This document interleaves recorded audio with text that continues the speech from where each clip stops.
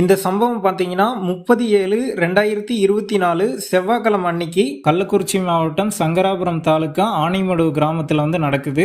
இந்த பிரச்சனைக்கு மூல காரணமே பார்த்தீங்கன்னா தனிநபர் லாபத்துக்காகவும் அரசியல் தூண்டுதலின் பேரில் தான் இந்த பிரச்சனையை வந்து நடக்குது. நீங்க இப்ப பார்த்துக்கிட்டு இருக்கிறது பார்த்தீங்கன்னா 23 வருடங்களாக ஆனைமடு கிராமம் பாட்டப்பன் கோவில் அருகில் உள்ள 5 விவசாயிகள் பயன்படுத்திய பொது பாதையாகும். இந்த பாதையை பார்த்தீங்கன்னா தங்களுடைய விவசாய இடுபொருட்களை எடுத்து செல்வதற்கும் மற்றும் சொந்த பயன்பாட்டிற்கு பயன்படுத்தி வந்தனர். அந்த 5 பேர் யார் யாருன்னு பாத்தீங்கன்னா முத்து, ராஜி, இளையராஜா, வெங்கடேசன், அதுக்கப்புறம் பாத்தீங்கன்னா வேங்கன். இந்த 5 பேர்த்துக்கு தான் பாத்தீங்கன்னா அந்த பாதை வந்து சொந்தமாகும்.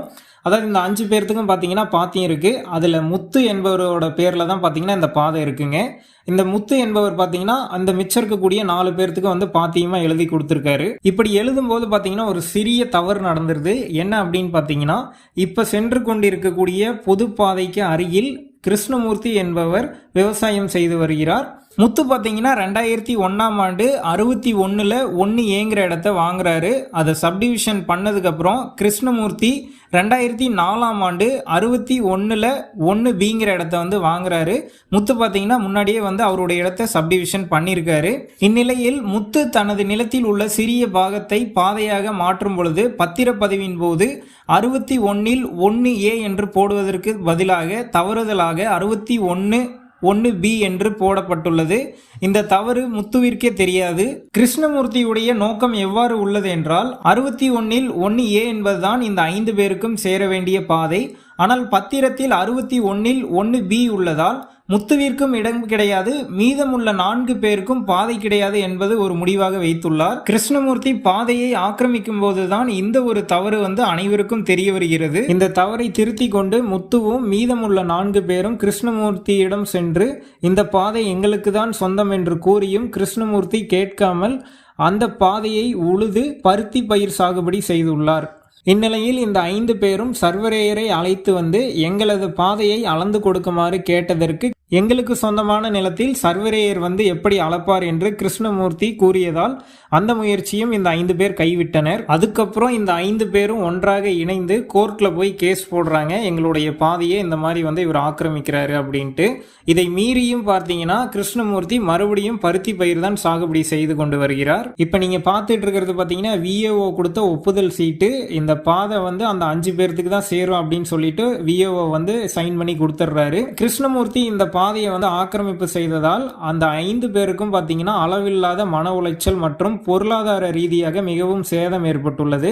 இந்த வீடியோ போஸ்ட் பண்றது பார்த்தீங்கன்னா 31 ஜூலை 2024. இன்னைக்கு வரைக்குமே பார்த்தீங்கன்னா அந்த பாதையை கிருஷ்ணமூர்த்தியும் அவர்களுடைய சகோதரர்களும் சேர்ந்துதான் ஆக்கிரமிப்பு செய்து பயிர் செய்து வருகின்றனர். 30 ஜூலை 2024 செவ்வாய்க்கிழமை அன்னைக்கு கரெக்டா காலையில 8:30 மணிக்கு பார்த்தீங்கன்னா கிருஷ்ணமூர்த்தி அவங்களுடைய சகோதரர்கள் மற்றும் அருள் ஜேசிபி உரிமையாளர் இவரோட உதவியோட பாத்தீங்கன்னா அந்த பாதையை முழுவதுமாக தங்களது வயலுக்குள் சமன் செய்து கொண்டிருந்தனர். ஜேசிபியால் பாதையை சமன் செய்வதை தடுக்க பாதைக்கு சொந்தமான 5 பேரும் தங்களது டிராக்டரை எடுத்து சென்று பாதையில் நிறுத்தினர். இந்நிலையில் நிறுத்தியதற்கு கிருஷ்ணமூர்த்தியும் மற்றும் அவர்களுடைய சகோதரர்கள் ஒன்று திரண்டு பாதைக்கு சொந்தமான 5 பேர் மீது கண்மூடித்தனமாக தாக்குதல் நடத்தினர்.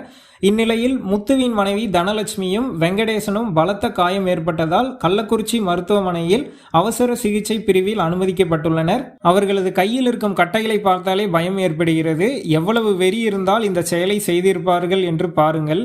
கிருஷ்ணமூர்த்தி குடும்பத்தில் உள்ள அனைவரும் தாக்குதல் நடத்திய நிலையில் அந்த குடும்பத்தில் சிறுவர் சிறுமிகள் உள்ளனர். கிருஷ்ணமூர்த்தி அனைவரையும் தாக்க சொன்ன நிலையில் இந்த சிறுவர் சிறுமிகளும் சேர்ந்து தாக்குதல் நடத்தியுள்ளனர். இந்நிலையில் இது வந்து சிறுவர் சிறுமிகளுக்கு ஒரு தவறான வழிகாட்டுதல் ஆகும் என்பதை குறிப்பிடுகிறேன். நாளை இந்த சிறுவர் சிறுமிகள் எந்த ஒரு தவறையும் செய்ய மாட்டார்கள் என்பதற்கு என்ன ஒரு நிச்சயம் உள்ளது? உங்களுக்கே தெரியும் விவசாய பொருட்கள்லாம் எந்த அளவுக்கு அடிமட்ட விலைக்கு போயிட்டு இருக்குன்னு. இந்த நிலையில பாத்தீங்கன்னா அந்த பாதைக்கு சொந்தமான 5 பேரும் மரவள்ளி கிழங்கு சாகுபடி ஏக்கர் கணக்கில் செய்துள்ளனர். இந்த கிழங்கை அறுவடை செய்து லாரியில் தான் ஆலைக்கு எடுத்து செல்ல வேண்டும். பாதை இல்லாத இந்நிலையில் இந்த 5 பேரும் மரவள்ளி கிழங்கு சாகுபடி செய்து எப்படி ஆலைக்கு எடுத்து சென்று விற்பார்கள் என்பது கேள்விக்குறியாக உள்ளது. மேலும் இவர்களுடைய வாழ்வாதாரமே விவசாயத்தை நம்பிதான் உள்ளது என்பது குறிப்பிடத்தக்கது. 27 ஜூலை 2024 அன்று பாட்டப்பன் கோவில் பொது இடத்தை அளப்பதற்காக சர்வரேயர் சந்திரசேகர் என்பவர் வந்துள்ளார். அவரிடம் சந்தேகத்தின் அடிப்படையில் கேட்டதில்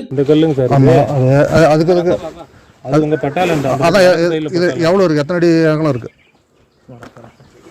5.4. 5.4. எந்த சர்வே நம்பரில் சார் இருக்கு? 61ல் 1A1. கிருஷ்ணமூர்த்தி ஆக்கிரமித்து இருக்கும் இடம் 61(1)A1 உள்ளது என்பதை குறிப்பிட்டுள்ளார். 61(1)A1 என்பது தற்போது திருத்தியதாகும். இந்த சம்பவத்தை பார்க்கும்போது தனிநபர் பாதுகாப்பு எங்கே உள்ளது மற்றும் நீதி தூங்குகிறதா என்ற கேள்வி ஏற்படுகிறது. எனவே மாண்புமிகு தமிழ்நாடு அரசும் மாண்புமிகு தமிழ்நாடு காவல்துறையும் விரைந்து இந்த பிரச்சனைக்கு ஒரு முடிவு கொண்டு வருமாறு ஆனைமடுவு கிராம மக்கள் சார்பாக இந்த பதிவின் மூலம் கேட்டுக்கொள்கிறோம்.